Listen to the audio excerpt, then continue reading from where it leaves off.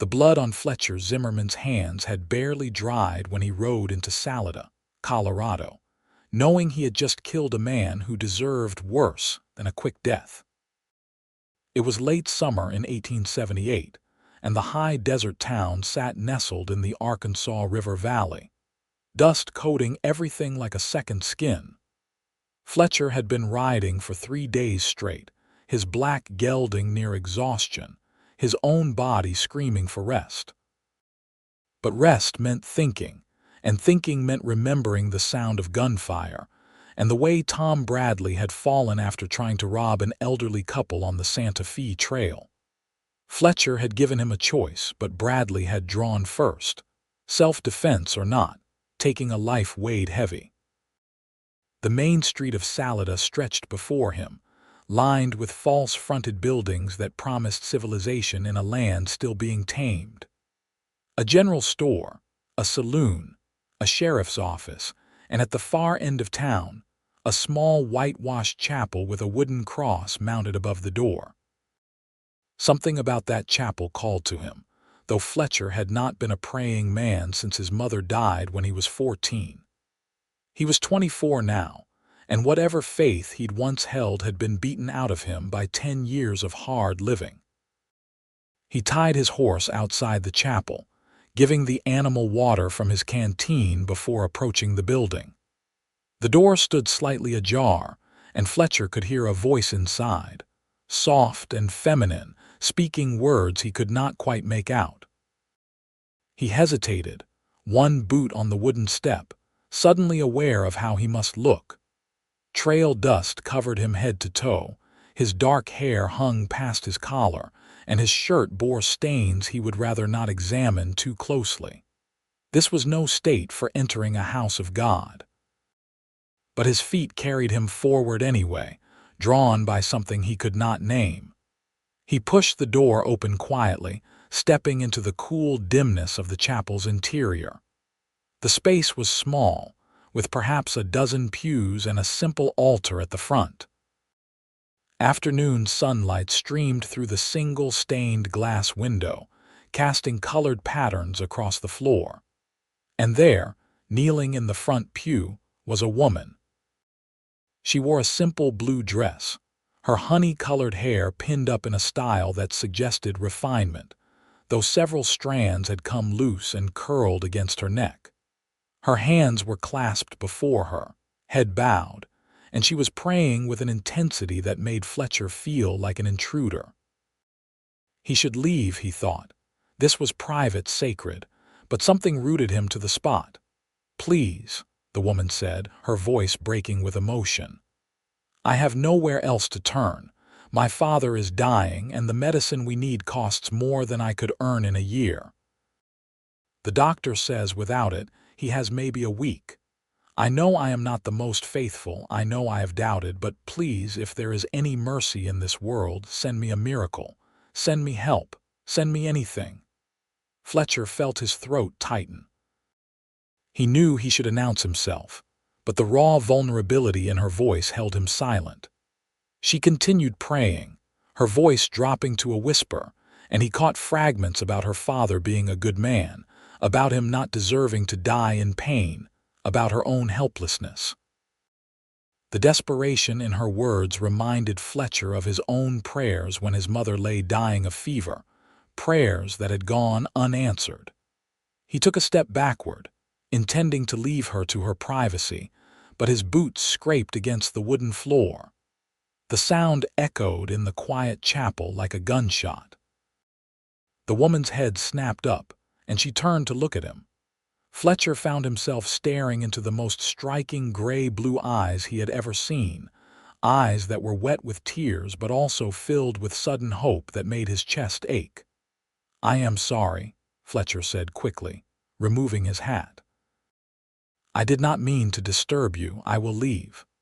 But the woman was already standing, turning to face him fully. She was younger than he had initially thought, perhaps 20 or 21, with a face that was pretty in an understated way, all gentle curves and soft features. But it was the expression on that face that stopped him, a look of wonder mixed with disbelief. "I asked for a miracle and found you," she said, her voice barely above a whisper. Then louder, more certain, "You are the answer, you have to be." Fletcher blinked, completely thrown off balance. "Madam, I think you are mistaken. I am just a cowboy passing through.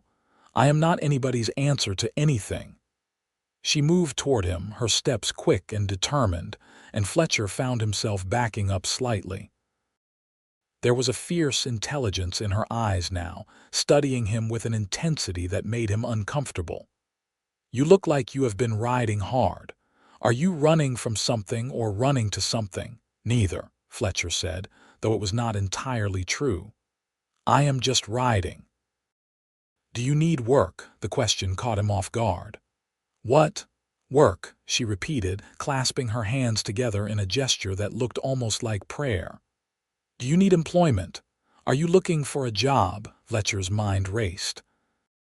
He had some money saved, enough to last him a few more weeks if he was careful, but the truth was that he was always looking for honest work. It was easier than the alternative.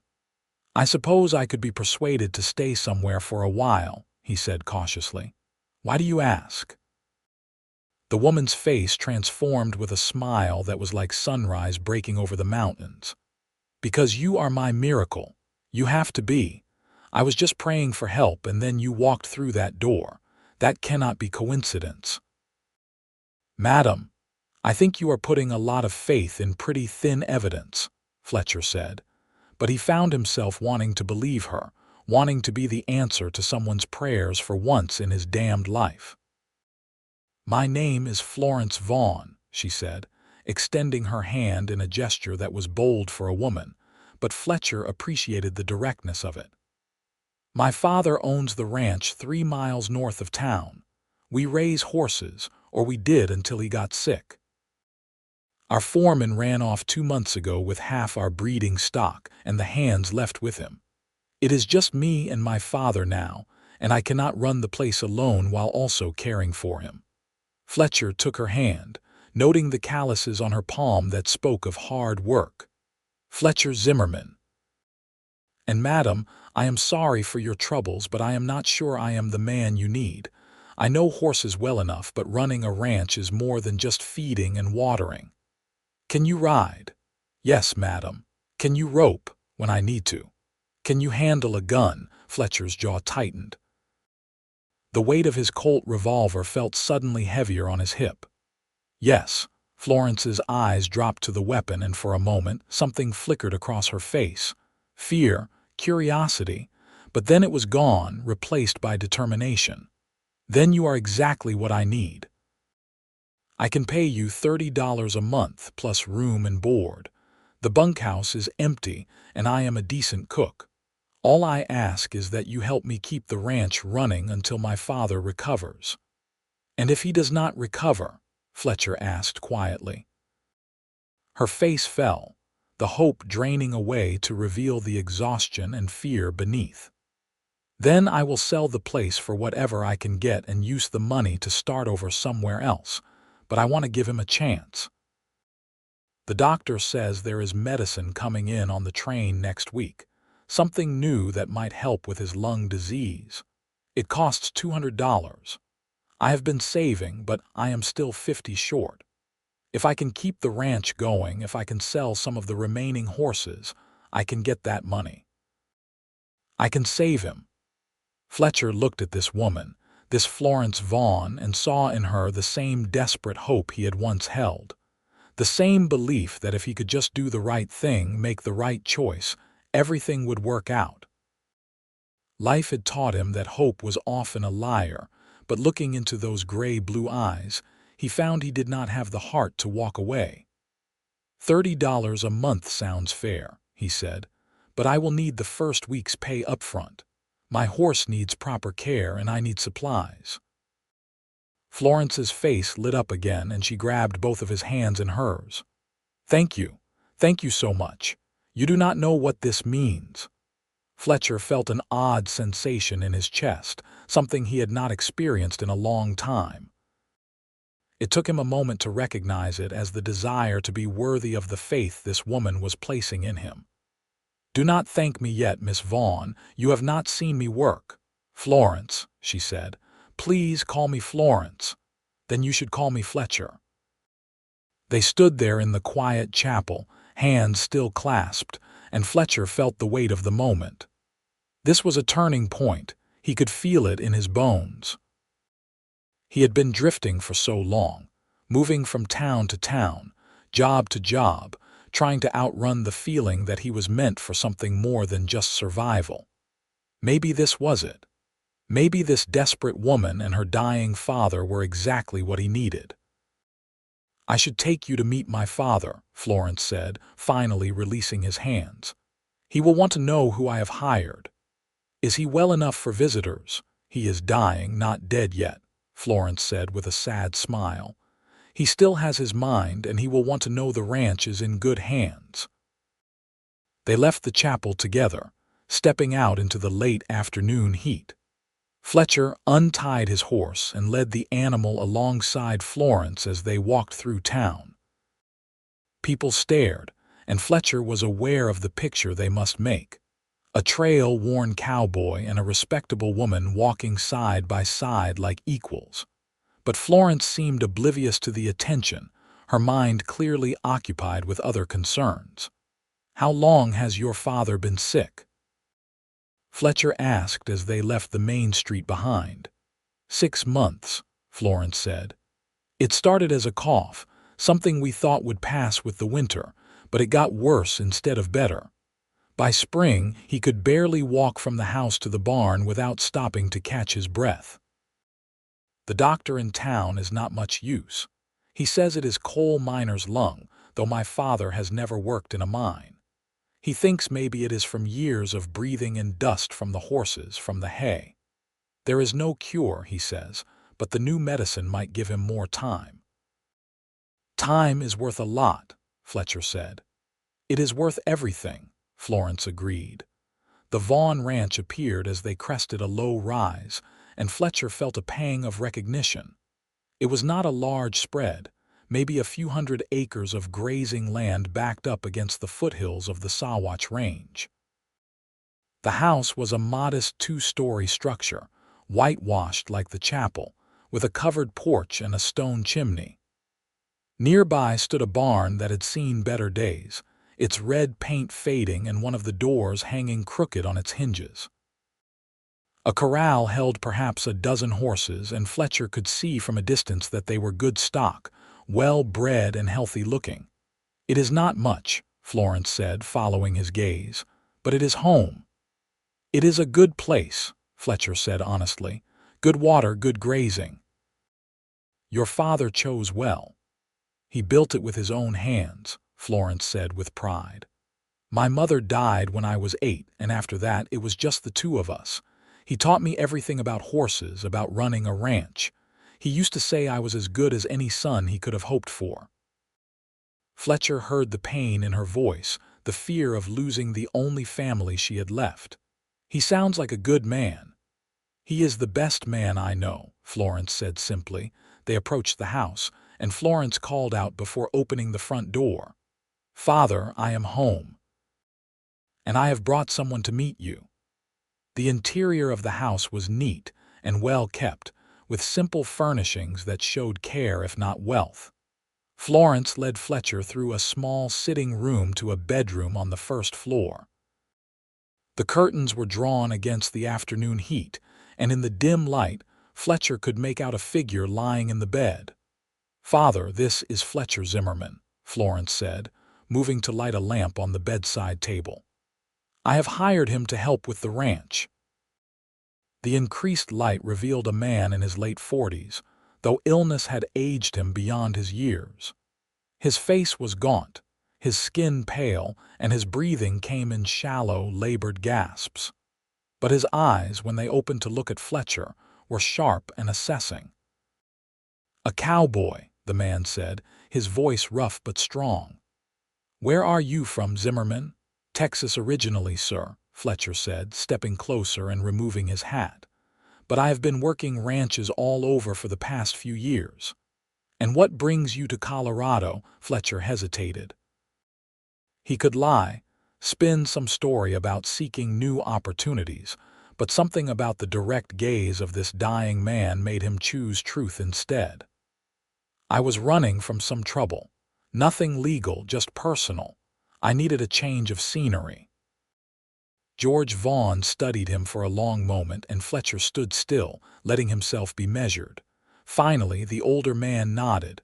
An honest answer, I appreciate that, but I need to know you will not bring trouble to my daughter's door. I will not, sir. You have my word. The word of a drifter, George said, but there was no heat in it, just weary acceptance. I suppose it will have to do. Florence is a good judge of character. If she trusts you, I will trust her judgment. He broke off, coughing, and Florence rushed to help him sit up, holding a cloth to his mouth. When the fit passed, Fletcher could see spots of blood on the fabric. Rest now, father, Florence said gently. Fletcher will take care of things. You just focus on getting better. I will do my best, sir, Fletcher said, meaning it. George Vaughn waved a hand weakly. Go on then. Florence will show you around. And Zimmerman, thank you for helping her, for helping us. Fletcher nodded, not trusting his voice, and followed Florence back out of the room. Once they were in the sitting room with the door closed, Florence sagged against the wall, her composure cracking. I am sorry you had to see him like that, she said quietly. He used to be so strong. He could work from sunup to sundown and never complain. Now he can barely lift his head from the pillow. You are doing everything you can, Fletcher said. That medicine might help. It has to, Florence said fiercely. It has to work because I cannot lose him. He is all I have. Fletcher wanted to say something comforting, but comfort was not his strong suit. Instead, he asked, should we look at the horses? See what we are working with? Florence nodded, pulling herself together with visible effort. Yes, that is a good idea. They spent the next hour touring the ranch, and Fletcher was impressed despite himself. The remaining horses were excellent animals, clearly well cared for and well trained. Florence knew each one by name and could recite their lineage going back several generations. She pointed out the best breeding pairs, the horses ready for sale, the ones that needed more training. Your foreman was a fool to steal the others, Fletcher said as they leaned against the corral fence, watching a young bay mare prance around the enclosure. These animals are worth more than any quick sale could bring.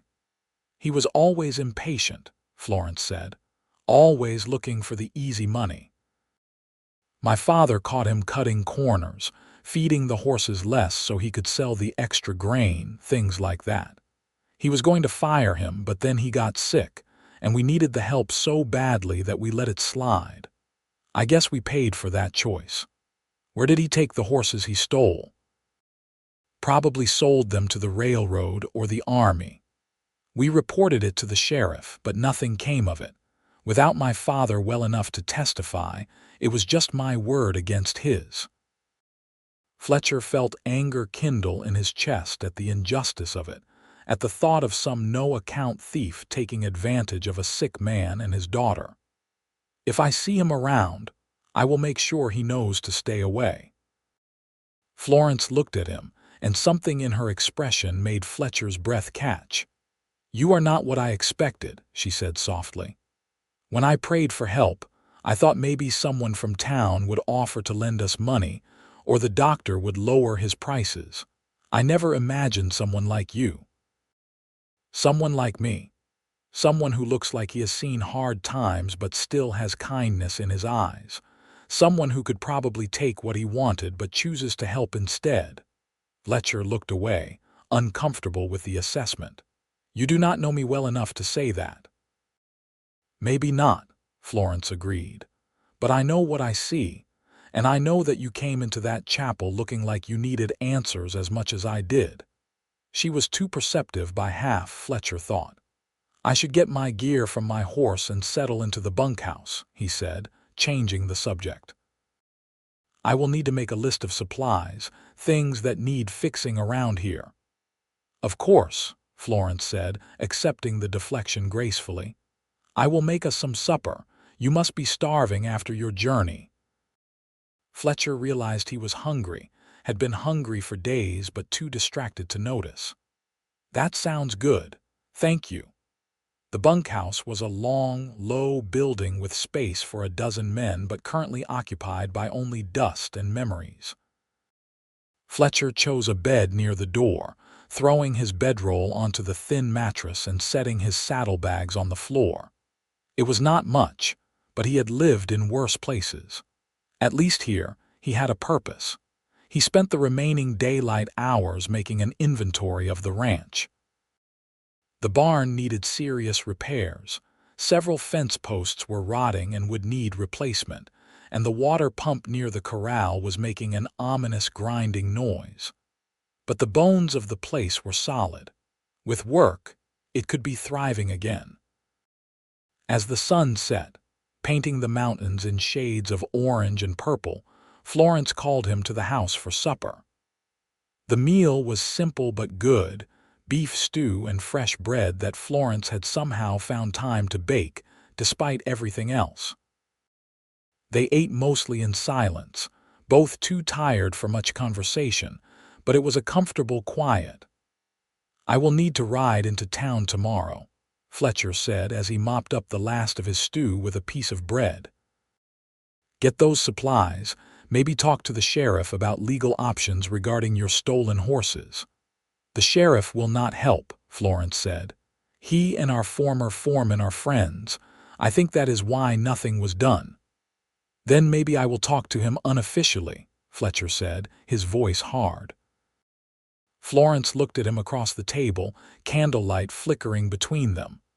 "I do not want you getting into trouble on my account. Let me worry about that." "Fletcher," she said, and the sound of his name in her voice did something strange to his insides. "I am grateful for your help, truly. But I will not have you risking yourself for us. It is not worth it." "That is not your choice to make," Fletcher said gently. "You hired me to help run this ranch, and part of that is dealing with people who have wronged it. I will handle it my way."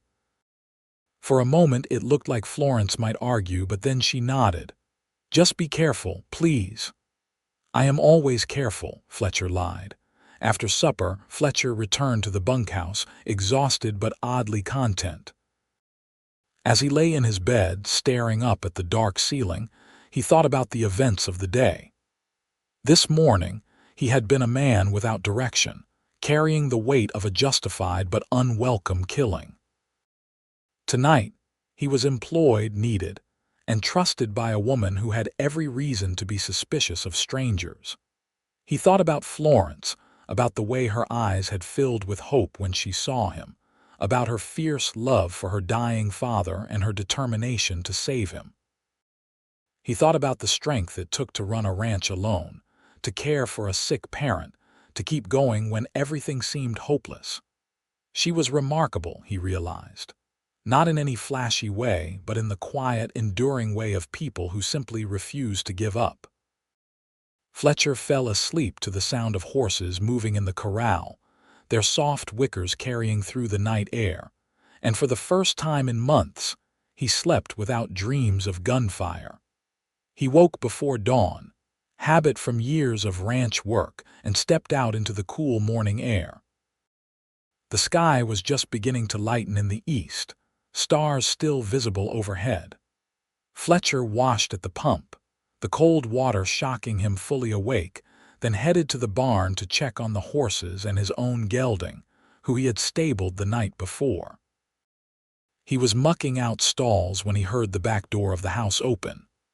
A moment later, Florence appeared in the barn doorway, carrying a basket. She wore a different dress today, green calico that brought out the color of her eyes, and her hair was neatly pinned.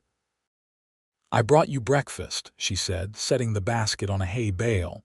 "I figured you would be up early." "I am an early riser by nature," Fletcher said, leaning the pitchfork against the wall and dusting off his hands. "You did not have to do this." "I know," Florence said, "but I wanted to."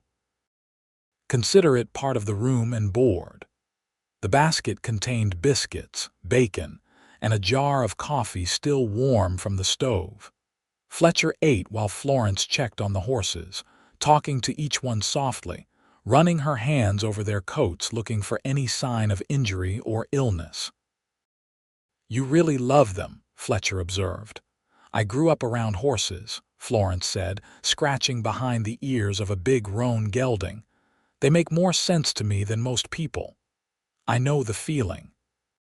Florence turned to look at him, and in the soft morning light, Fletcher saw her truly clearly for the first time. She was beautiful, he realized, though it was a beauty that crept up on you, the kind that deepened the more you looked. But more than that, she was genuine. There was no artifice to her, no games or pretense. What you saw was what you got, and what he saw was a woman doing her best in impossible circumstances. "What were you praying for?" Fletcher asked suddenly. "Yesterday in the chapel before I arrived. You said you needed a miracle, but what exactly were you hoping would happen?" Florence considered the question, her hand stilling on the horse's neck. "I was praying for help, obviously, for a way to get the money for my father's medicine. But more than that, I think I was praying for hope. I have been alone in this for so long, trying to be strong for my father, trying to keep the ranch going, trying not to think about what happens if he dies and I am truly alone in the world. I was praying for something to change, for some sign that we were not forgotten.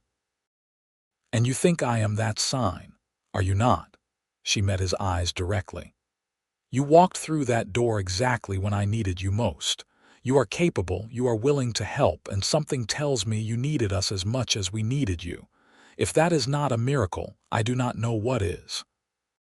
Fletcher wanted to tell her that he was no miracle, that he was just a man who had nowhere better to be. But the words died on his lips because maybe she was right. Maybe sometimes miracles were just people showing up when you needed them most. "I should get to town," he said instead.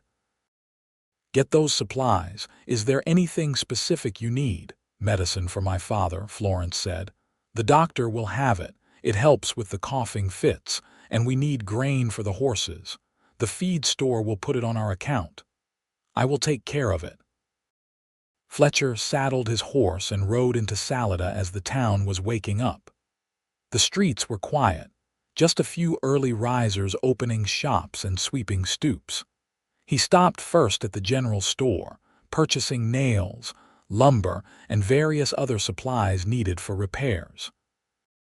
The proprietor, an older man named Dalton, was friendly enough but clearly curious about the stranger paying cash for goods. "You working out at the Vaughn place?" Dalton asked as he tallied up the purchases. "I am," Fletcher confirmed. "Good people, the Vaughns. Shame about George getting sick.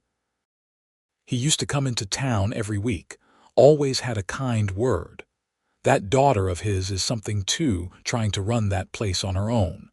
Plenty of men in town have offered to buy her out, but she will not hear of it. Why would she sell when her father might recover?"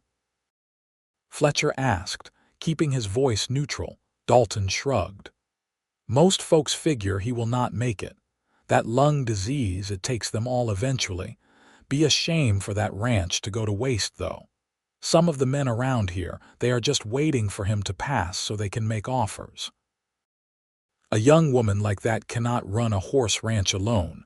Fletcher felt his jaw tighten. "She is not alone, she has me now." "That's so." Dalton looked him up and down. "And how long do you figure on staying?" "As long as I am needed." After collecting his supplies, Fletcher headed to the doctor's office. It was a small space above the general store, reached by an outside staircase. The doctor himself was a middle-aged man with tired eyes and ink-stained fingers. "I am here for medicine for George Vaughn," Fletcher said. "Florence sent me." The doctor nodded, moving to a cabinet filled with various bottles and tins. "The usual, something to ease the coughing and help him sleep. That and anything else that might help. She mentioned medicine coming in on the train, something new." The doctor's expression turned sympathetic. "The new treatment, yes. It is expensive and I cannot guarantee it will work.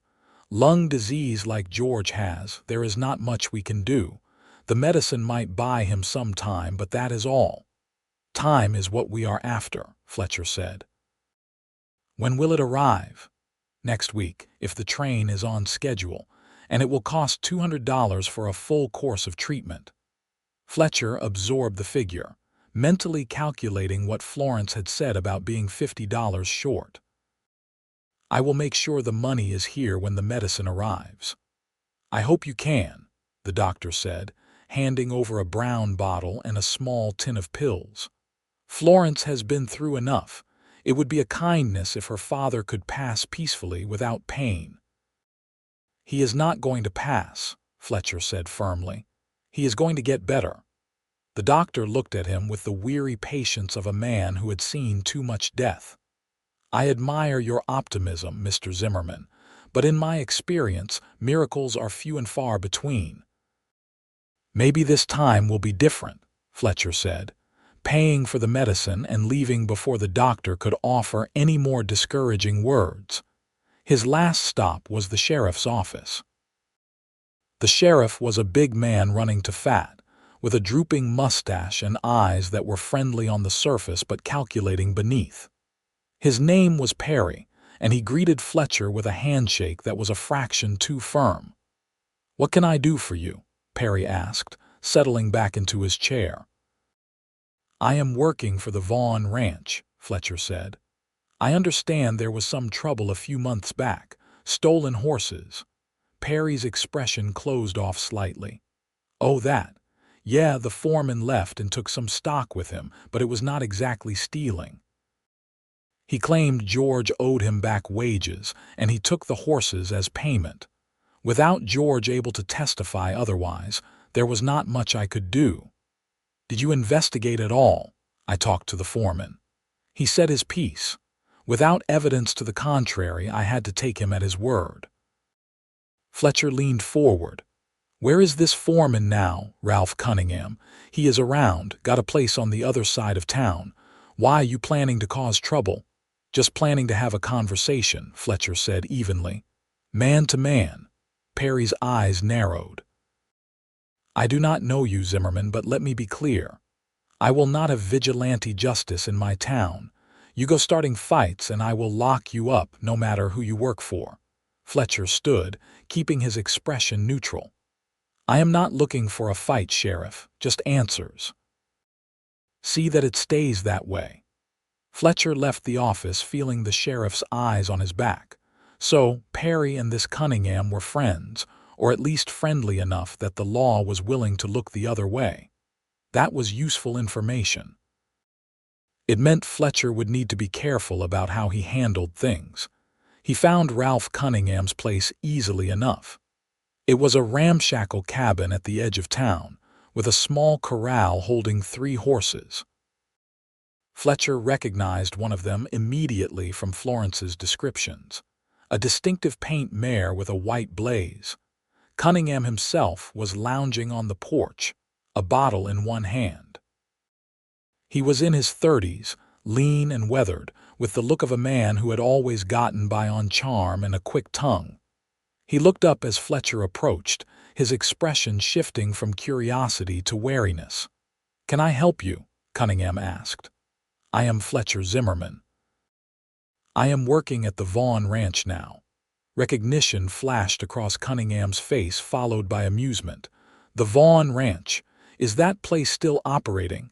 I figured Florence would have given up by now."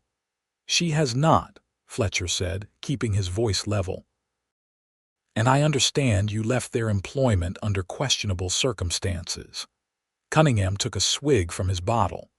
"I left because I was not getting paid what I was owed. George Vaughn promised me one thing and delivered another. When he got too sick to argue, I took what was mine and left." "The horses in that corral, are they what was yours?" "Maybe. Maybe not. What is it to you?" Fletcher felt his temper rise but kept it in check. Starting a fight here would only land him in the sheriff's cell, and that would not help Florence. "Here is what is going to happen," he said slowly. You are going to sell those horses back to the Vaughn ranch. Fair price, no hard feelings." Cunningham laughed. "And why would I do that? Because if you do not, I am going to make it my personal mission to ensure everyone in this territory knows you are a horse thief. I will talk to every buyer, every rancher, every lawman from here to Santa Fe. You will not be able to sell a horse or get hired anywhere. You threatening me? I am promising you." Cunningham stood up, his hand drifting toward the gun at his hip. "Maybe I should just shoot you now, save myself the trouble." Fletcher had been in enough tight spots to recognize a man who was all bluster. "You could try, but ask yourself, is it worth it? You got away with taking those horses. Why risk it all over pride?" For a long moment the two men stared at each other, the tension thick enough to cut.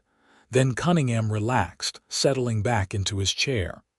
"You got more bark than bite, Zimmerman, but fine, I will think about your offer." "You do that," Fletcher said, "but do not think too long. I am not a patient man." He left before Cunningham could respond, climbing back onto his horse and heading out of town. His heart was pounding, adrenaline singing through his veins. That could have gone badly. He had been foolish to confront the man alone, but he had learned what he needed to know. Cunningham was a coward at heart, which meant he could be pressured. Fletcher arrived back at the ranch to find Florence in the corral, working with one of the younger horses. She looked up as he approached, shading her eyes against the midday sun. "How did it go?" she called out. "Got your father's medicine and the supplies," Fletcher said, dismounting. "And I had a conversation with your former foreman." Florence's expression tightened. "What kind of conversation?" "The kind where I suggested he might want to sell those stolen horses back to you." "I did not threaten him, not exactly, but I made it clear that I would not let it slide." "Fletcher, I told you not to put yourself at risk." "And I told you that it is not your choice," Fletcher said, but his voice was gentle. "Florence, you cannot let people walk all over you. That is how you lose everything." She looked like she wanted to argue, but then her shoulders sagged. "I know. I just feel so powerless sometimes. Before my father got sick, we had help, we had options. Now it feels like we are barely holding on." Fletcher moved closer, stopping at the fence. "You are stronger than you think. You kept this place going when most people would have given up. That takes courage." "Or stupidity," Florence said with a weak smile. "There is a fine line between the two," Fletcher agreed, "but I think you are on the right side of it." They worked together for the rest of the day, Fletcher repairing the barn door while Florence exercised the horses. It felt good to work with his hands, to see tangible progress.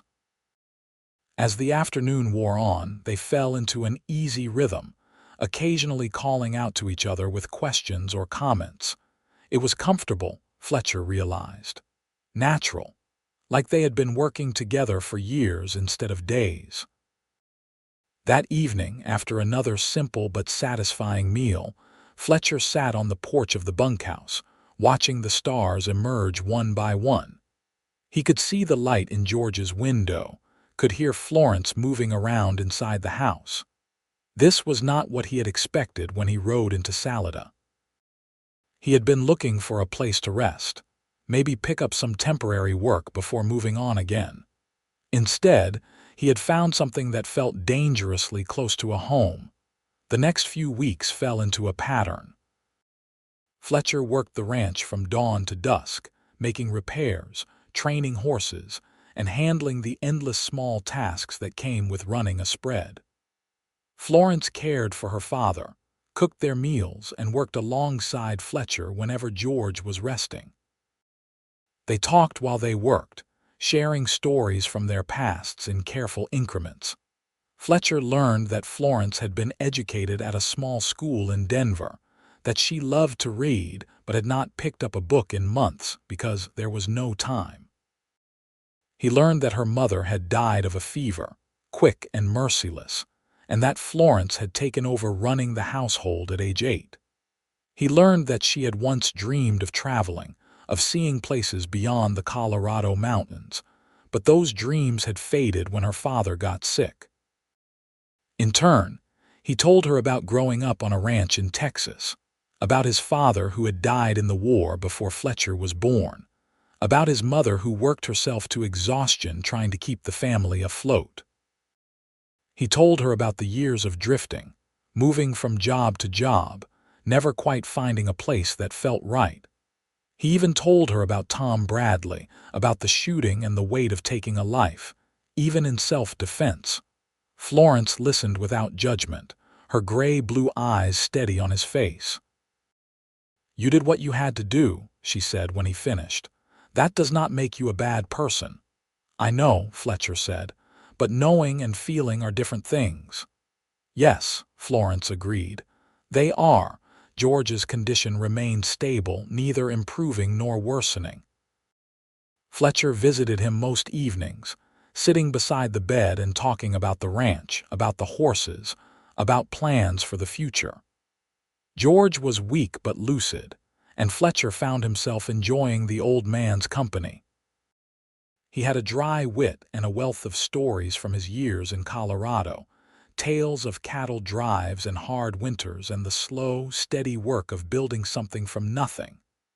"Florence tells me you stood up to Ralph Cunningham," George said one evening, his voice raspy but amused. "That took nerve." "Or foolishness," Fletcher said, echoing Florence's earlier words. "Same thing, often enough." George coughed, and Fletcher helped him take a sip of water. "I am glad she found you, Zimmerman. I worry about what will happen to her after I am gone." "You are not going anywhere," Fletcher said firmly. "That new medicine will be here soon." "Maybe," George said. "But just in case, I need to know she will be taken care of. This ranch, it is all I have to give her. Promise me you will help her keep it, at least long enough to sell it for a fair price if that is what she chooses." Fletcher felt the weight of the request. "I promise, but you are going to be around to see it through yourself." "I hope you are right," George said, closing his eyes. "I surely do." The medicine arrived on the train exactly when the doctor had predicted. Fletcher was in town that day, picking up supplies, when he saw the crates being unloaded. He went immediately to the doctor's office. "Is that the medicine for George Vaughn?" he asked. "It is," the doctor confirmed. "Do you have the $200? Fletcher had been thinking about this moment for days. Florence had managed to save another $20 from selling 2 of the horses, but they were still 30 short. He reached into his pocket and pulled out his wages from the past 3 weeks, along with most of his savings. It came to exactly $32. "Here," he said, handing it to the doctor along with the money Florence had given him that morning. "That should cover it." The doctor counted the bills, then nodded. "I will bring it out to the ranch this afternoon. But Mr. Zimmerman, you should know that this is experimental. It might not work."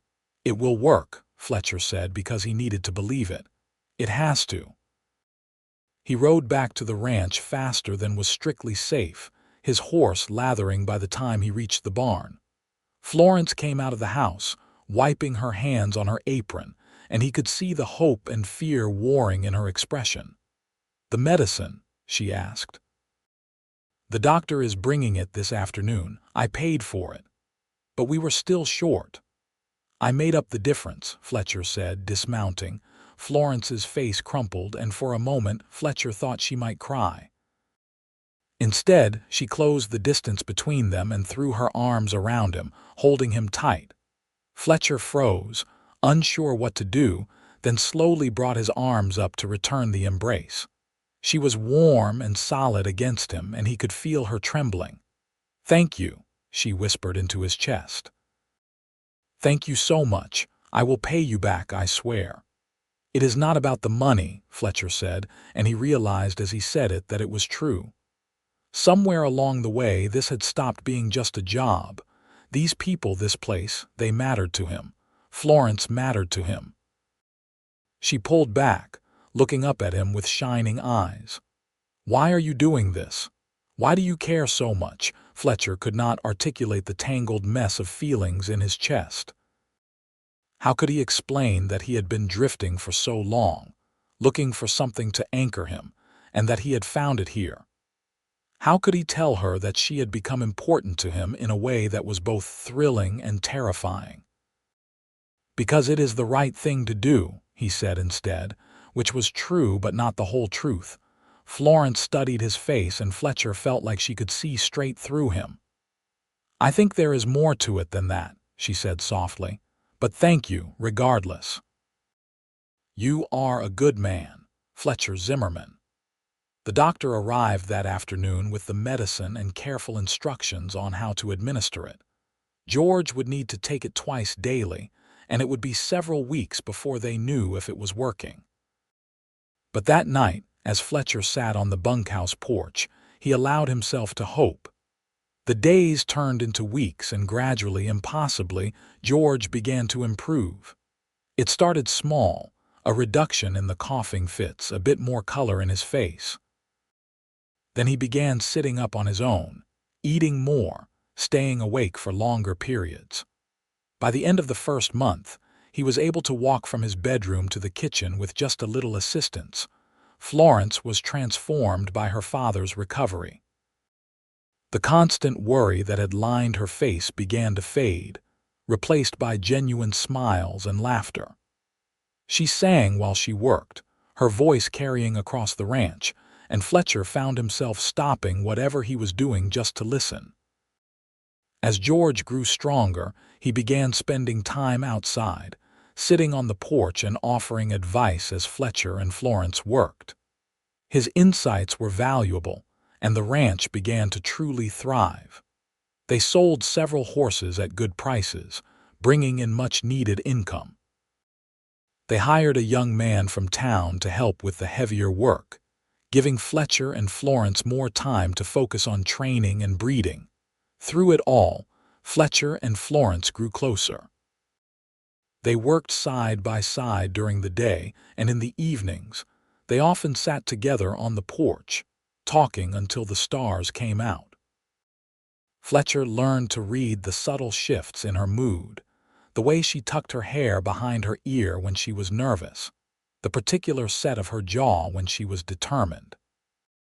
And Florence learned him too, learned when to push and when to give him space, learned how to make him laugh with her dry observations about the town gossips.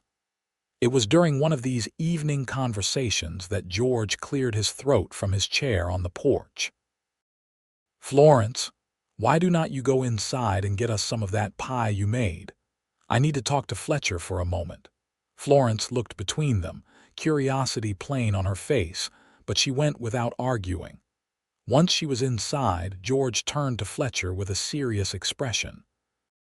"You have feelings for my daughter," he said bluntly. Fletcher considered denying it but recognized the futility. George was not a fool. "Yes, sir, I do." "Does she know?" "I do not think so. I have not said anything." "Why not?" Fletcher struggled to put it into words.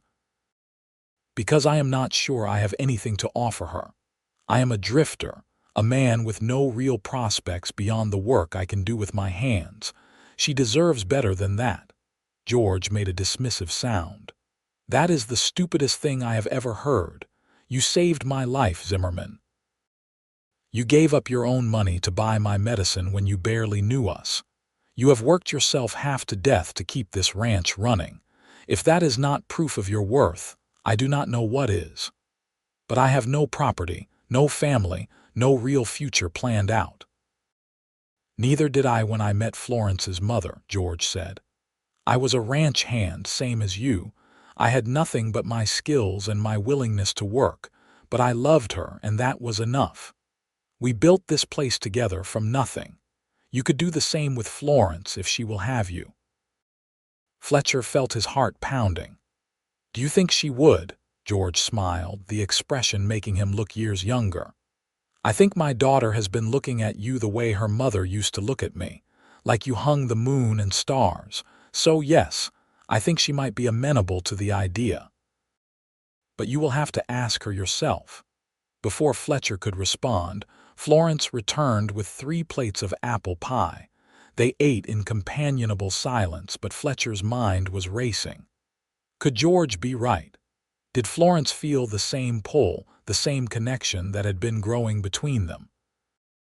Over the next few days, Fletcher watched Florence more carefully, trying to see what George had seen.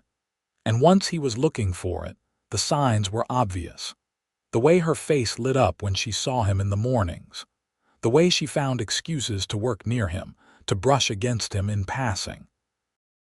The way her eyes followed him when she thought he was not looking. He decided to take a chance. It was a Sunday afternoon, and George had insisted they take the day off from ranch work. Florence had packed a lunch and they rode out to a spot she loved, a meadow high in the foothills with a view of the entire valley. They ate, talked, and simply enjoyed the rare moment of peace. As the sun began to dip toward the horizon, Fletcher worked up his courage. "Florence, can I talk to you about something?" She turned to look at him, her expression open and curious. "Of course." Fletcher took a breath, trying to organize his thoughts. "When I came to Salida, I was lost. I had been drifting for years, never staying anywhere long enough to put down roots. I did not think I was the kind of man who could settle, who could build a life somewhere. And now," Florence asked softly, "now I think maybe I was wrong. Being here, working with you, getting to know you and your father, it has made me realize that maybe what I was looking for was not a place but people. A purpose." He paused, then pushed forward before he could lose his nerve. "Florence, I care about you. More than I should, probably, given that I work for you. But I cannot help it. You are brave and kind and strong, and somewhere along the way I fell in love with you." Florence's eyes widened, and Fletcher rushed to continue. "I know I do not have much to offer. I am just a cowboy with a bit of money saved and a willingness to work hard. But if you think you could feel the same way, if there is any chance you might want to build something together, then I would like to try. I would like to stay here, not as just a hired hand, but as your partner. In the ranch and in life, if you will have me." For a long moment, Florence just stared at him, and Fletcher's heart sank. He had misread the situation, had let George's words give him false hope. But then Florence started to laugh, a sound of pure joy that confused him utterly. "What is funny?" he asked, bewildered. "Nothing is funny," Florence said, wiping her eyes. "I am just so happy. Fletcher, do you remember what I said to you that first day in the chapel? You said you asked for a miracle and found me." "Exactly. I asked for help, for someone to save my father, but I got so much more than that. I got you. I got someone who is honest and hardworking and good, someone who makes me laugh and challenges me and makes me feel less alone." She reached out and took his hand. "I fell in love with you too. I think I started falling that very first day when you looked at me like you actually saw me, not just a woman in trouble but a person. And every day since, I have fallen a little more." Fletcher felt like his chest might burst. "So that is a yes." "That is a very enthusiastic yes," Florence said, and then she was in his arms, kissing him with a passion that took his breath away. They rode back to the ranch as the sun set, hands clasped together, making plans in breathless whispers. When they told George, the old man grinned like he had won a bet with himself. "About time," he said. "I was starting to think I would have to lock you two in the barn together." "Father," Florence exclaimed, blushing. "What? I am sick, not blind. I have seen the way you two look at each other for weeks now." They were married a month later in the same chapel where they had first met. It was a small ceremony, just a handful of people from town and George beaming from the front pew. Florence wore her mother's wedding dress, altered to fit, and Fletcher wore a new suit that felt strange and uncomfortable, but was worth it for the way Florence's eyes shone when she saw him. The minister spoke about faith and miracles, and Fletcher found himself thinking about that day when he had walked through the chapel door, lost and looking for answers. He had found them, just not in the way he expected. His miracle had not been divine intervention but human connection, the simple act of two people who needed each other finding each other at exactly the right moment. After the ceremony, they held a small reception at the ranch. George had insisted on hiring a fiddler, and there was dancing and laughter and more food than their small group could possibly eat. Fletcher danced with Florence, both of them clumsy and laughing, stepping on each other's toes, and he thought he had never been happier in his entire life. As the party wound down and the last guests left, Fletcher and Florence stood together on the porch, watching the stars emerge. Florence leaned against him, her head on his shoulder, and Fletcher wrapped his arm around her waist. "Are you happy?" he asked. "Happier than I thought possible," Florence said. "Are you?" "More than I can say." They stood there in comfortable silence until George called from inside. "You two going to stay out there all night, because I am going to bed and I suggest you do the same." "Separate beds, of course, since I am a proper father and all," Florence laughed. "Good night, father.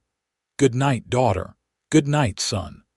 Fletcher felt a lump in his throat at the word son. He had not had a family in so long, had convinced himself he did not need one. But hearing George claim him, knowing he now belonged somewhere and to someone, it meant everything. The first year of their marriage was not easy, but it was good. They worked hard to build up the ranch, gradually expanding the herd and gaining a reputation for quality horses.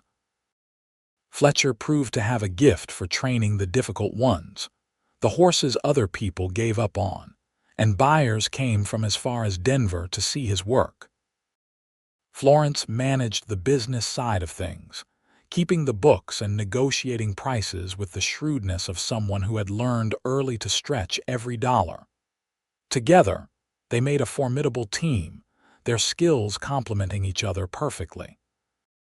George continued to recover, growing strong enough to help with the lighter work around the ranch.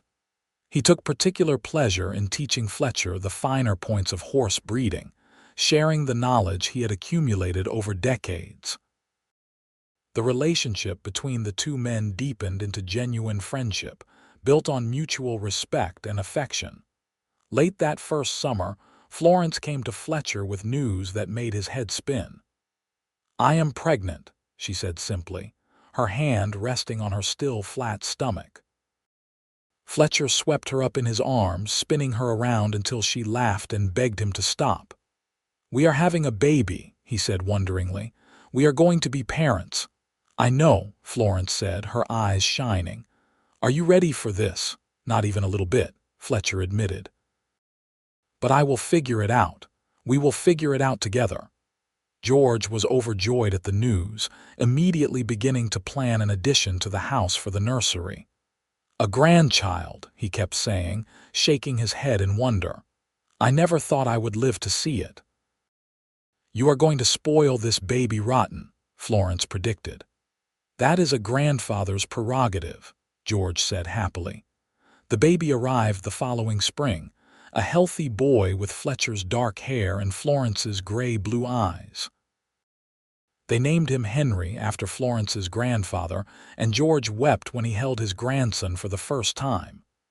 "He is perfect," the old man said, his voice choked with emotion. "Absolutely perfect." Fletcher could only nod in agreement, too overwhelmed to speak. He stood beside Florence's bed, watching his wife sleep and his son yawn in his grandfather's arms, and felt a completeness he had never known existed. This was what he had been searching for all those years of drifting. Not a place, but this. People to love and be loved by. A purpose beyond just survival. Henry was a happy baby, quick to smile and curious about everything. As he grew into a toddler, he followed Fletcher everywhere, his small legs working double time to keep up with his father's longer stride. Fletcher taught him about horses, letting him help with the feeding, showing him how to approach the animals gently. "He is a natural," George observed one day, watching Henry fearlessly pet a mare who was notoriously standoffish. "Reminds me of Florence at that age." "I just hope I can give him the childhood I never had," Fletcher said. "Stability, family, a sense of belonging." "You already are," George assured him. "Look at him. That boy knows he is loved. That is the most important thing you can give a child." When Henry was 2, Florence became pregnant again. This time it was a girl, born during a late autumn snowstorm. They named her Margaret, and she had her mother's honey-colored hair and her father's stubborn determination. With 2 young children, the ranch became a livelier place. Laughter and shouts echoed across the property as Henry and Margaret grew, learning to ride almost before they could walk properly. Florence managed motherhood and ranch work with the same practical efficiency she brought to everything, while Fletcher discovered that being a father suited him better than he had ever imagined. George lived to see his grandchildren grow, and his greatest pleasure was spending time with them, telling them stories of the old days and sneaking them sweets when Florence was not looking. His health remained stable for several years, though he never fully regained the strength he had before his illness. One evening, when Henry was 7 and Margaret was 5, George called Fletcher out to the porch. It was a warm summer night, fireflies dancing in the darkness, and the old man looked peaceful as he settled into his rocking chair. "I want to thank you," George said without preamble, "for everything you have done for us, for this family." "There is nothing to thank me for," Fletcher protested. "You gave me as much as I gave you, more, probably." "I do not think so," George said, "but I am glad you feel that way. It means I did not make a mistake trusting you with my daughter and my legacy." "You did not," Fletcher assured him. "I will take care of them always, I promise you that." George nodded, satisfied. "I know you will. You are a good man, Fletcher Zimmerman, better than you give yourself credit for." They sat in comfortable silence, watching the stars, and Fletcher felt a premonition he could not quite name. George seemed different somehow, more reflective, like he was saying goodbye. 2 weeks later, George passed away in his sleep. The doctor said his heart simply gave out, worn down by years of illness. It was peaceful, Fletcher was assured, and George had lived longer than anyone expected. But that knowledge did not make the loss easier.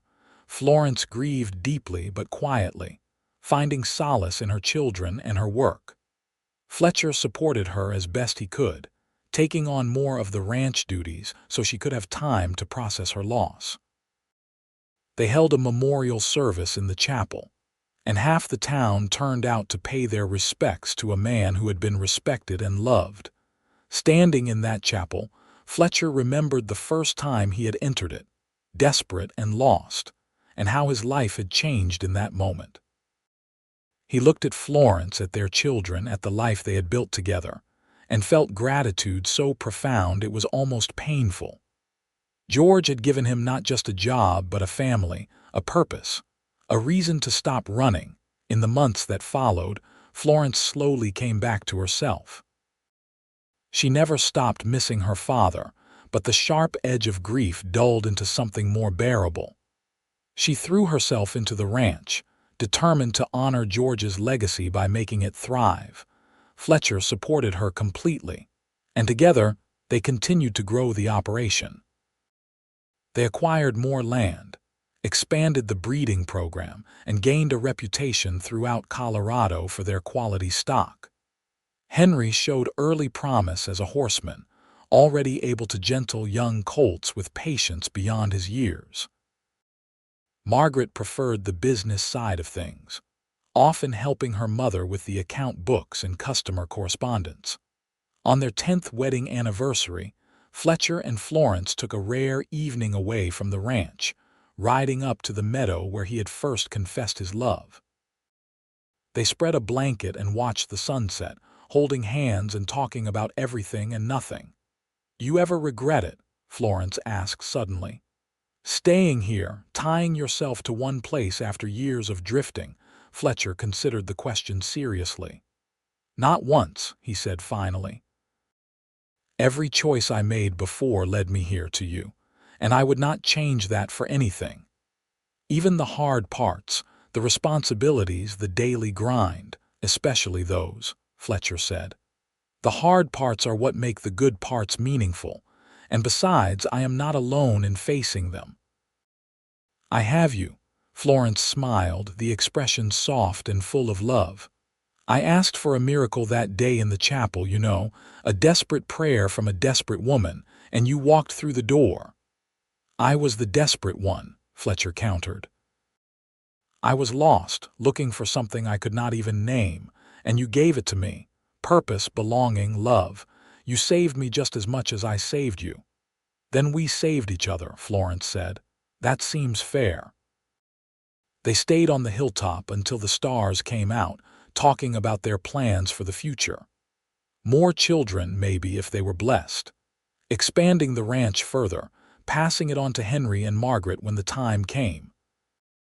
Growing old together, watching their grandchildren run across the same land they had worked so hard to build. Do you think your father would be proud? Fletcher asked. Of what we have done with the place?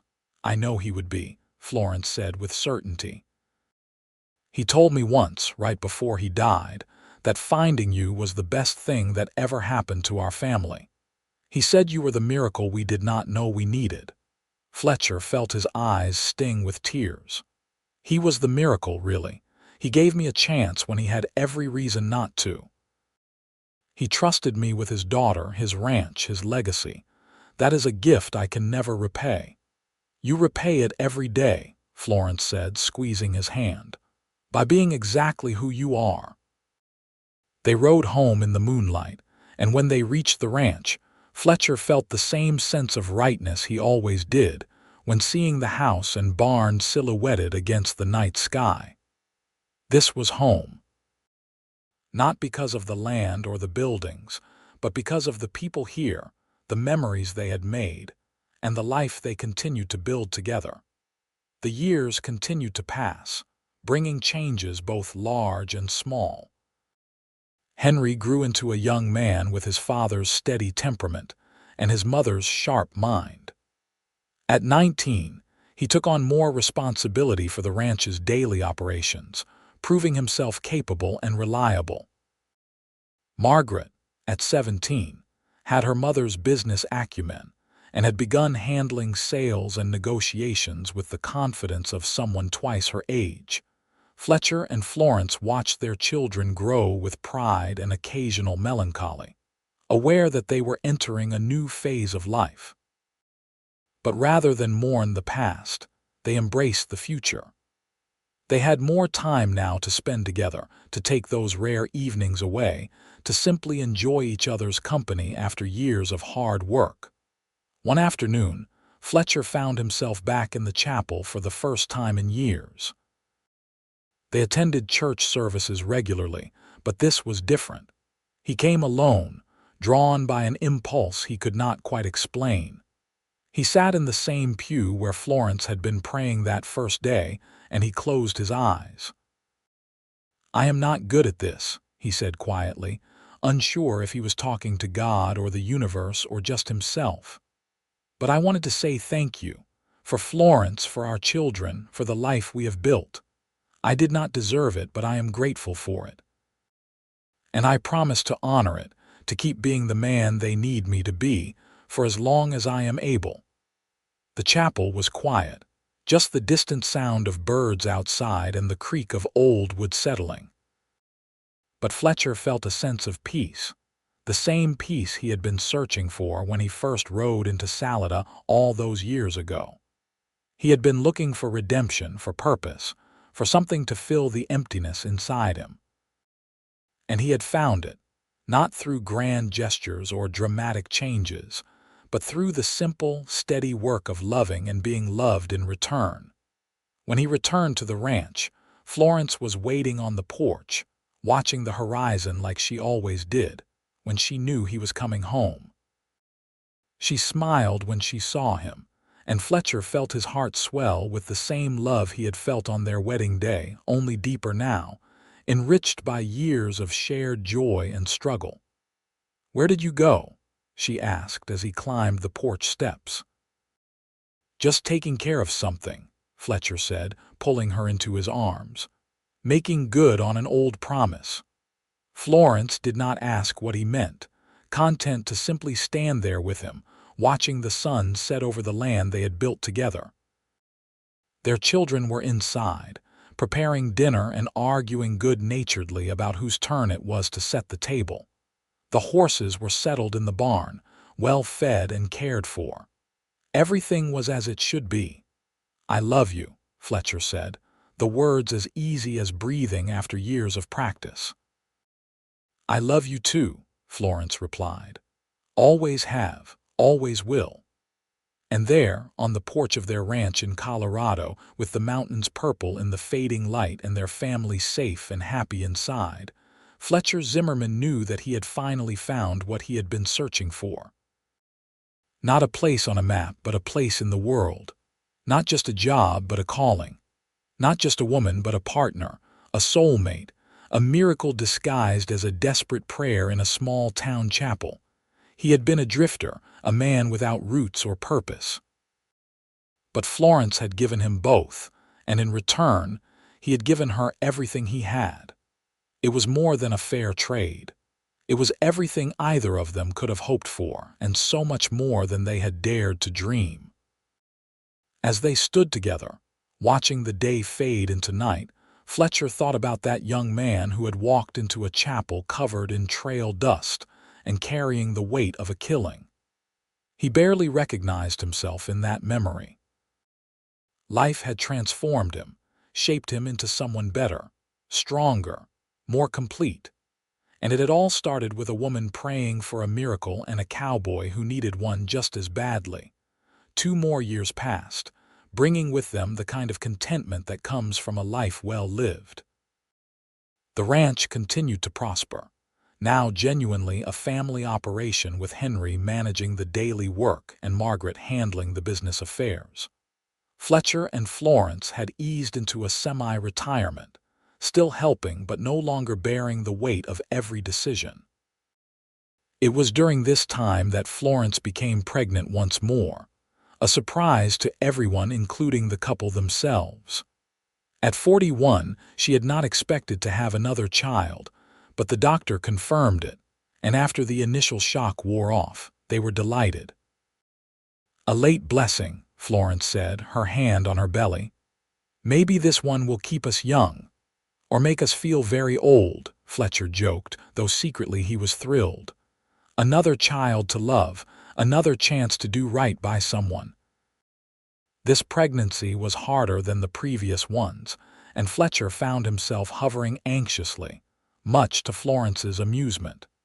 But she weathered it with her usual strength, and in the early spring, she gave birth to a healthy baby boy.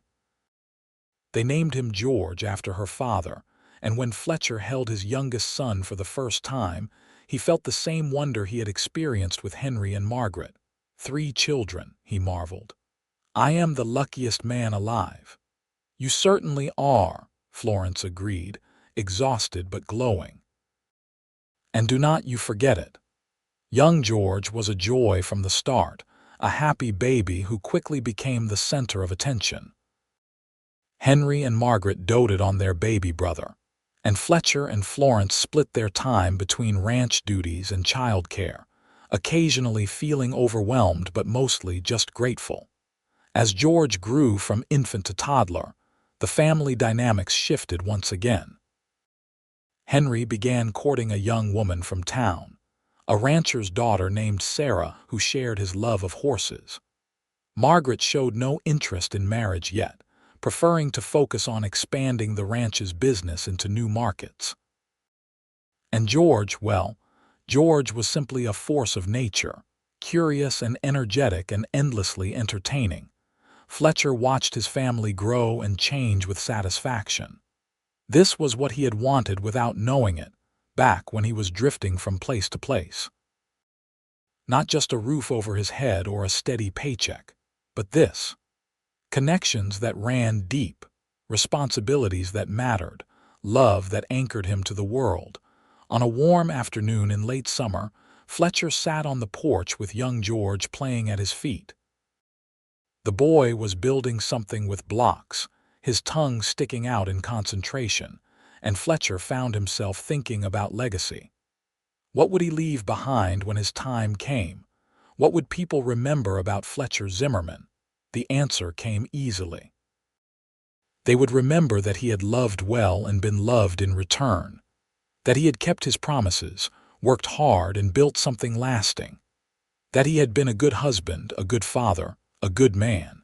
It was not a grand legacy perhaps, but it was an honest one, and that felt right. Florence joined him on the porch, bringing cold lemonade and settling into the chair beside his. She looked at their youngest son, then at Fletcher and smiled. "What are you thinking about?" "How far I have come," Fletcher said. "How different my life is from what I thought it would be. Better or worse, so much better that there is no comparison." He reached over and took her hand. "You know, I used to think that praying was pointless, that if there was a God, he did not care about people like me. And now I think maybe prayers do get answered. Just not always in the way we expect." He looked at her, this woman who had changed everything. "You prayed for a miracle, and you got a broken-down cowboy with blood on his hands and ghosts in his past." "I got exactly what I needed," Florence corrected. "Someone strong enough to help but humble enough to stay. Someone who would love my father, my ranch, and eventually me. That is exactly the miracle I asked for, even if I did not know it at the time." "I needed you just as much," Fletcher said. "I was so lost, Florence. I did not even realize how lost until I found my way here." They sat in comfortable silence, watching George play, listening to the sounds of the ranch around them. From inside the house came the sound of Margaret singing while she worked. From the barn came Henry's voice, talking to the horses as he fed them. These were the sounds of home, Fletcher thought. These were the sounds of a life well lived. That evening, after young George had been put to bed, and the older children were occupied with their own pursuits, Fletcher and Florence took a walk around the property. It was something they did often, a quiet ritual that allowed them to check on things while also enjoying each other's company. "Henry is going to propose to Sarah," Florence said as they walked. "He asked me if he could have my mother's ring." "What did you say?" "I said yes, of course. Mother would have wanted it to go to him, to be passed on with love." She leaned against Fletcher's shoulder. "We are going to be grandparents someday soon. How did we get old enough for that?" "We are not old," Fletcher protested. "We are experienced," Florence laughed. "Is that what we are calling it?" They reached the meadow where they often came, and by unspoken agreement they stopped.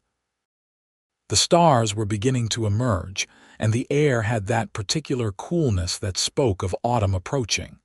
Fletcher pulled Florence close, and they stood together, looking out at the land they had worked so hard to maintain. "You remember that day in the chapel?" Fletcher asked. "The first time we met, of course. I was terrified and desperate, and you looked like you might turn around and walk right back out. I almost did. You scared me, honestly. You were so intense, so sure that I was meant to be there." "You were meant to be there," Florence said firmly. "Everything that happened, every choice we made, it all led to this. To us, to our family, to this life. You cannot tell me that is just coincidence." "No," Fletcher agreed. "I do not think it is. I think sometimes people find each other at exactly the right moment, and if they are smart enough to recognize it, they can build something extraordinary. Like we did." "Like we did," Fletcher confirmed. They stayed in the meadow until the sky was fully dark, then walked hand in hand back to the house. Inside, Margaret had put coffee on, and the three of them sat around the kitchen table, talking about the day's events and making plans for tomorrow. It was ordinary, unremarkable, the kind of evening that happened 1,000 times in 1,000 households. But to Fletcher, it was everything. This was what he had been searching for in all those years of drifting. Not adventure or excitement, but this quiet contentment. The knowledge that he belonged somewhere, that he was needed and wanted, that his life had purpose and meaning beyond just survival.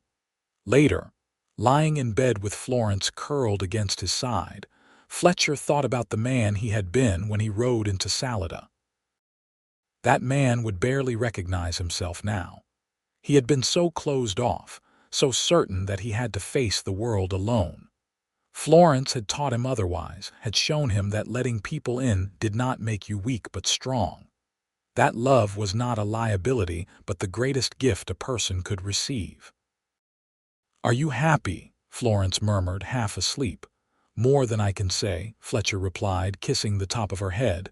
"More than I ever thought possible." "Good," she said, "because you are stuck with me forever."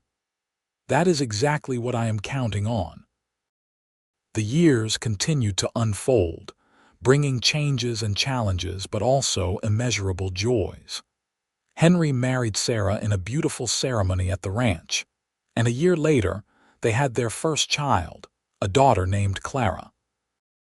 Margaret eventually fell in love with a lawyer from Denver, a sharp-minded man named Thomas who appreciated her intelligence and business sense. Their wedding was held in the same chapel where Fletcher and Florence had married, a fitting continuation of the family story. Young George grew into a thoughtful, artistic child who loved the horses, but also spent hours drawing and reading. Fletcher encouraged these interests, wanting his youngest to know that he could be whoever he chose to be, that he did not have to follow any predetermined path. As grandchildren began to arrive, Fletcher and Florence found themselves in the unexpected position of being the family elders. They gave advice when asked, babysat when needed, and generally reveled in the chaos and joy that came with a large, sprawling family. The ranch house was expanded to accommodate everyone for holidays and celebrations, and it was not uncommon to have 15 or 20 people around the table for Sunday dinner. Through it all, Fletcher and Florence remained each other's constants. They still took their evening walks, still found time to sit on the porch and talk, still looked at each other with the same love that had bloomed in a small chapel so many years ago. Their hair grayed, their bodies slowed, but their connection only deepened with time. One evening, when Fletcher was 62 and Florence 59, they made the trip back to the chapel. It had been years since they had been inside, and Fletcher wanted to see it again, to close a circle that had opened so long ago. They sat in the same pew where Florence had been praying that fateful day, and Fletcher looked around at the simple space. It had not changed much. The same wooden pews, the same altar, the same stained glass window casting colored light across the floor. But everything else had changed. The two desperate people who had met here had been transformed by love and time into something more, something better. "Thank you," Florence said suddenly. "For what?" "For being my miracle. For staying when you could have left. For loving me and our children and building this life with me. For being everything I did not know I needed." Fletcher felt emotion tighten his throat. "I should be thanking you. You saved me, Florence. You gave me a reason to stop running, to believe that I could be more than just a drifter. You made me want to be better, and then you believed I could be, and that made all the difference." "We saved each other," Florence said, echoing words from long ago. "That is what love does. It saves us from ourselves and shows us what we are capable of." They stayed in the chapel until the light faded, praying together this time. Not desperate prayers for intervention, but grateful prayers of thanksgiving for lives well lived and blessings beyond measure. When they finally left, Fletcher felt a sense of completion, of a story told fully and honestly. The drive back to the ranch was quiet, both of them lost in their own thoughts. But when they arrived home, they were greeted by the sight of their family gathered on the porch.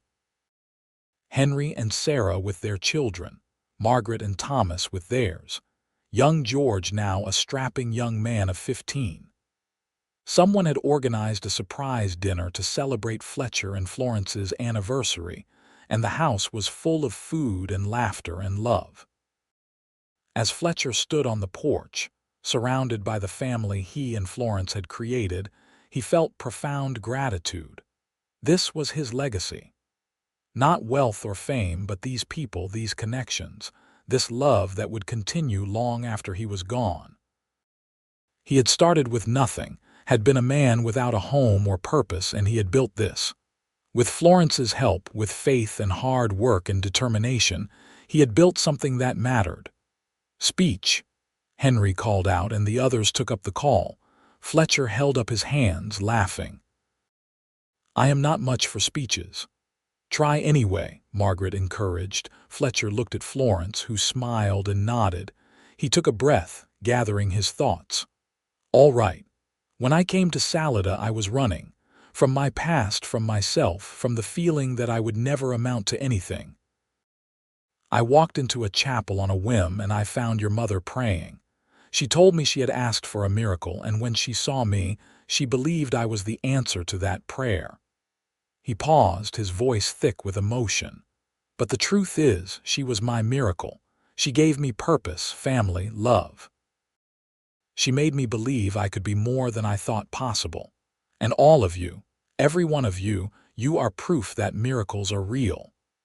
That sometimes people find each other at exactly the right moment, and if they are brave enough to take a chance, they can build something extraordinary." The family applauded, and young George whistled loudly, making everyone laugh. They moved inside for dinner, and the evening passed in a blur of food and stories and laughter. Fletcher watched his grandchildren play, watched his children interact with easy affection, watched Florence move through the chaos with grace and humor, and he knew that he had been given a gift beyond price. That night, lying in bed with Florence beside him, Fletcher reflected on the journey that had brought him here.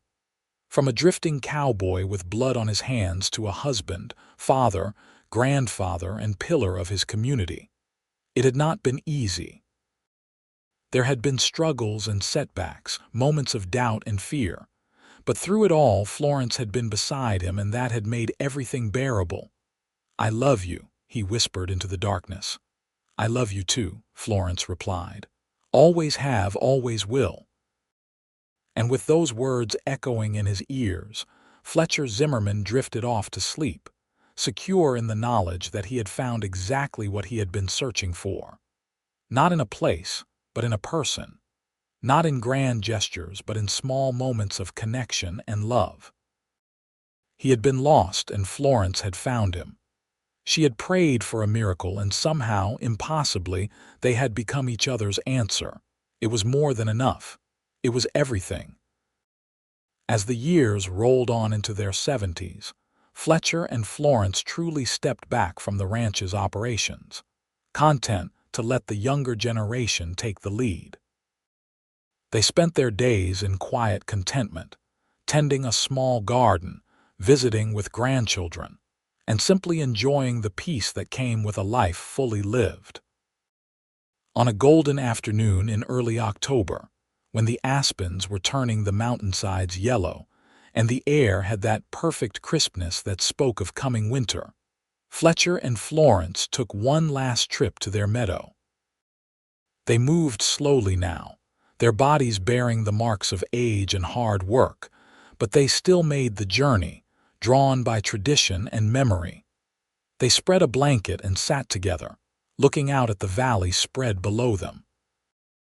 In the distance, they could see the ranch, the house and barn that had been the center of their world for so long. Smoke rose from the chimney, and they could just make out figures moving around, their children and grandchildren carrying on the legacy. "It is a good life," Florence said contentedly. "Better than I ever dreamed." The best, Fletcher agreed, and it all started with a prayer and a chance meeting. Not chance, Florence corrected gently. Fate, destiny, providence, whatever you want to call it, we were meant to find each other. Fletcher could not argue with that. Looking back over the decades, at all the choices and circumstances that had led him to that chapel on that particular day, it was hard to see it as anything but meant to be. "I am glad you prayed for a miracle," he said. "I am glad you walked through that door," Florence replied. They sat together as the sun set, painting the sky in shades of orange and pink and purple.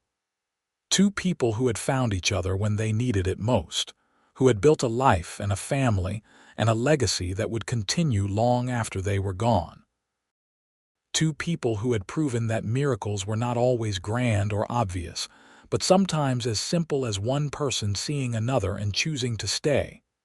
"No regrets?" Fletcher asked as the first stars began to appear. "Not a single one," Florence said firmly. "None," Fletcher said. "It has been exactly the life I needed, even if I did not know it at the time." As the darkness deepened around them, they remained in the meadow, holding hands and watching the stars emerge one by one. And if anyone had asked Fletcher Zimmerman in that moment if he believed in miracles, he would have said yes without hesitation. Because he had lived one, had been part of one, had been transformed by one. He had been a lost cowboy with nothing to offer but a willingness to work and a desperate need for purpose. She had been a woman on her knees, praying for help she did not think would come. And somehow, impossibly, they had found each other and built something beautiful. It was the greatest miracle of all, and Fletcher knew he would be grateful for it every day for the rest of his life. However long or short that might be, he had Florence, he had his family, and he had the knowledge that he had lived fully and loved completely. That was enough. That was more than enough. That was everything,